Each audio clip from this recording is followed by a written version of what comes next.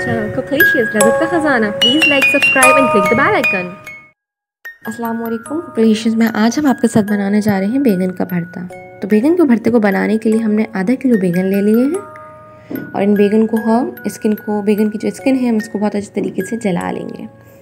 इस तरह से आप जो है वो बैगन को लेके चूल्हे पे जला लें ताकि इनकी स्किन जो है वो अच्छी तरीके से जल जाएगी।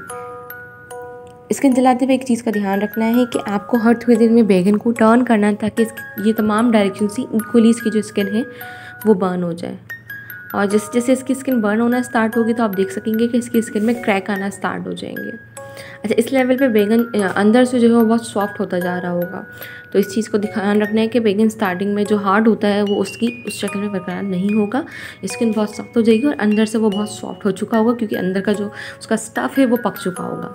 इस तरह से हम वन बाय वन अपने तमाम बैगन को जो है तमाम साइड से उसकी स्किन को बहुत अच्छे तरीके से जला लेंगे और जैसे ही उसकी स्किन जल जाएगी तो फिर उसकी स्किन को हम पील ऑफ कर लेंगे।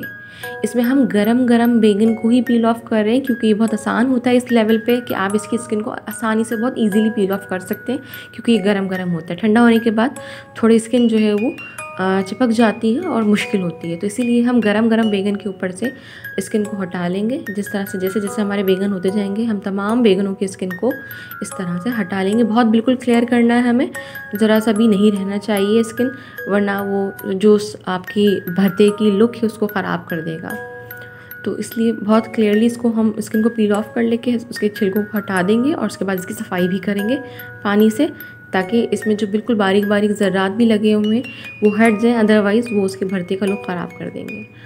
अब इसकी भुनाई के लिए जो है वो हमने एक चम्मच जीरा ले लिया है, 2 चम्मच हमने अदरक और लहसुन का पेस्ट ले लिया है। उसके अलावा एक मीडियम साइज़ की प्याज लेके बिल्कुल बारीक बारीक सा हमने उसको चॉप कर लिया है।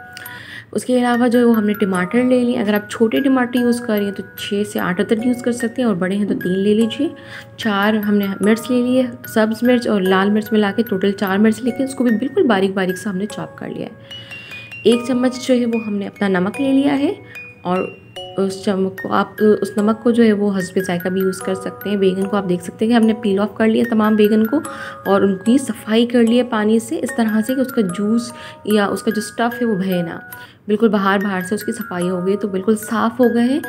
और उसके बाद जो हम इसको मैश कर लेंगे। आधा चाय का चम्मच हम जो है वो कुटी हुई मिर्च ले लिए। इस वक्त अभी हम भुनाई के मसाले डिस्कस नहीं कर रहे हैं। 6 अदद जो है वो हमने कड़ी पत्ता ले लिए। अब जो है वो ऑयल रख देते हैं हम अपने पैन के अंदर और उसको गरम कर लेते हैं। जैसे ही हमारा ऑयल गरम हो जाएगा हम उसके अंदर अपना अदरक और लहसुन का जो पेस्ट हमने 2 टेबलस्पून लिया था उसको ऐड करके अच्छी तरीके से भून लेंगे। इसकी बहुत अच्छी तरीके से भुनाई कर लेंगे और इसके अंदर हम ज़ीरा भी शामिल करने जा रहे हैं। हल्का से पहले हिला लें, उसके बाद कोशिश कीजिएगा कि हल्का से हिलाने के बाद आप उसमें ज़ीरा ऐड कर लें ताकि दोनों जो फ्लेवर्स हैं हमारे अदरक और लहसुन का पेस्ट है और जो ज़ीरा है वो दोनों ऑयल के अंदर अपना फ्लेवर बहुत अच्छे तरीके से छोड़ दें। तो दोनों चीज़ों को ऐड करने के बाद जो है अलग अलग हमने इसको अच्छे तरीके से मिक्स कर लिया है। इस तरह से आप देख सकते हैं कि खुशबू आना स्टार्ट हो गई अदरक लहसुन और ज़ीरे के ऑयल के अंदर। तो अब हम अपनी प्याज जो हमने चॉप करके रखी हुई है इसमें ऐड कर लेते हैं। प्याज को चॉप जो कि हमने उसको ऐड करने के बाद अच्छे तरीके से हम बिल्कुल लाइट ब्राउन होने तक जो है वो इसको भूनेंगे।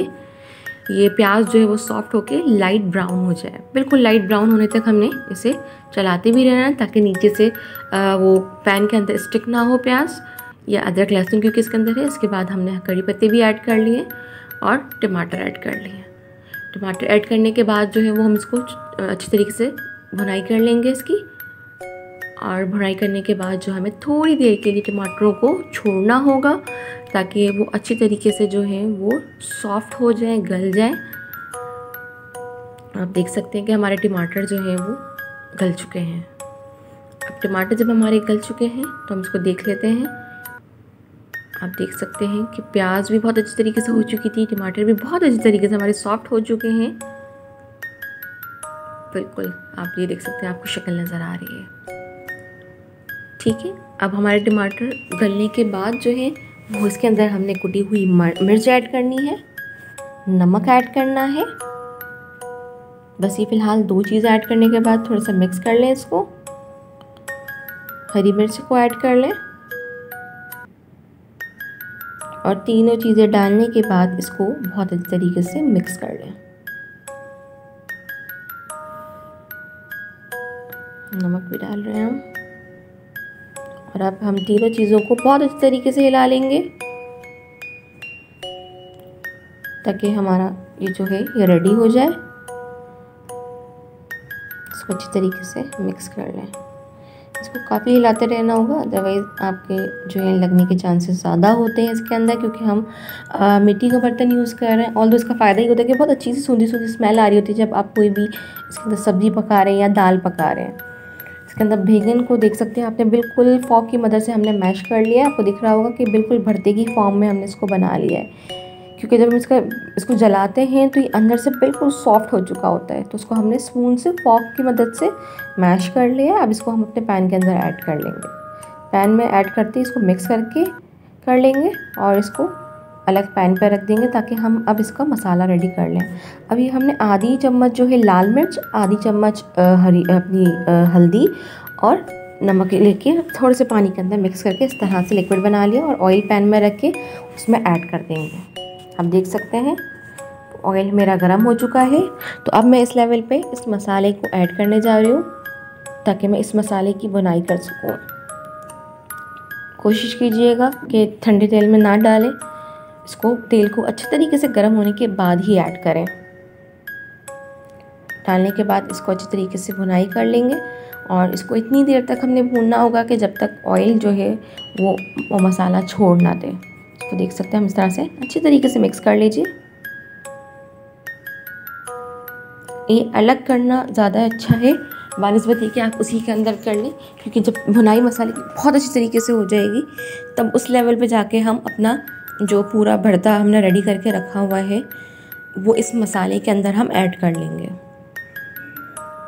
एंड नॉर्मली दूसरे पैन में यूज़ करने का पर्पस भी होता है कि क्योंकि जब हम प्याज डालते हैं, अदरक लहसुन डालते हैं तो उसका स्टिक होने का चांस ज़्यादा होता है।